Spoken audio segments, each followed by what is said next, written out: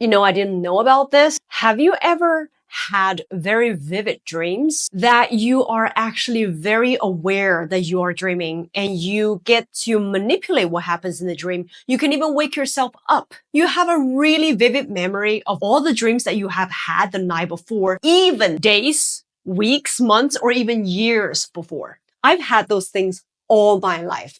I did a little digging and I asked ChatGPT in detail. I'm going to share his answer. And if you're experiencing something that's very similar, keep on watching. Vivid dreams, frequent lucid dreaming, dream recall across decades, and reoccurring dreamscapes places you in a very small minority of highly introspective, imaginative, and neurologically sensitive individuals. Here's an analysis of what this may mean for your brain, nervous system, and overall personality. People who experience vivid and lucid dreams regularly often share the following characteristics. Increased activity in the prefrontal cortex during REM sleep, which is rapid eye movement sleep. The prefrontal cortex, responsible for self-awareness and logic, is usually less active in REM sleep.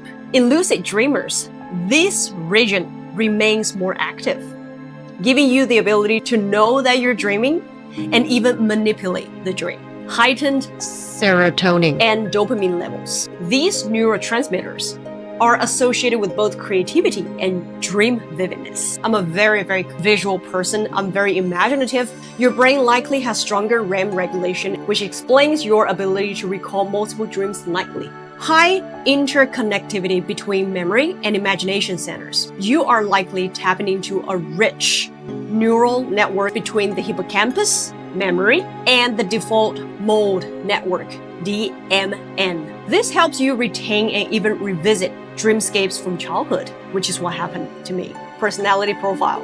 High openness to experience. Imaginative, introspective, creative thinker prone to abstraction. Often score high on MBTI's intuitive side. N stands for intuition. Strong metacognition. You're aware of being aware.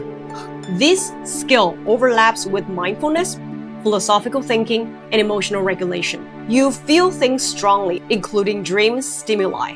This may also link with sensory sensitivity in waking life, for example, caffeine, light, and sound, which I am very sensitive to. Possible mild sleep-wake boundary dissolution. This is not pathological, but rather reflective of how porous your dream-wake line is. Why you can wake yourself up from nightmares. This is rare, but well documented in lucid dreamers. You are showing executive control during REM sleep.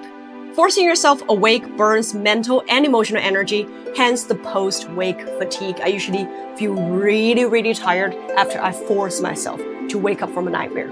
This ability is often a protective mechanism developed by people who had vivid or overwhelming dreams from a young age. I had a lot of horrifying dreams when I was younger. You're essentially dreaming like a writer or a filmmaker, which is so bizarre because literature has been one of my strong suits besides English. And yes, I am a huge movie fan and I watch all kinds of genres without discrimination. And that probably encoded a lot of imagery into my long-term memory. Constantly switching characters, themes, and plots while being aware it's fiction.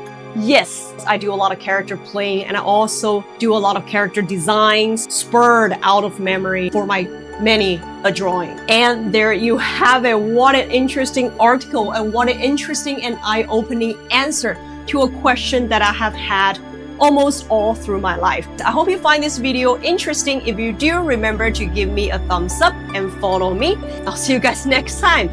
Have a good dream. Bye. Join my membership space. Get exclusive personal sharings in English from me and interact with other followers in the comment section. Check out my shop. There's a lot of good stuff in there.